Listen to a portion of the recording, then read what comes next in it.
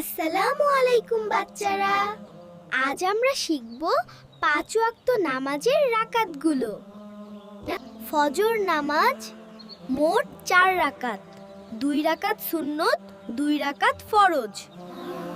জোহর নামাজ মোট 12 রাকাত, 4 রাকাত সুন্নত, 4 রাকাত ফরজ, 2 রাকাত সুন্নত। আসর নামাজ মোট 8 রাকাত, 4 রাকাত সুন্নত, 4 রাকাত ফরজ।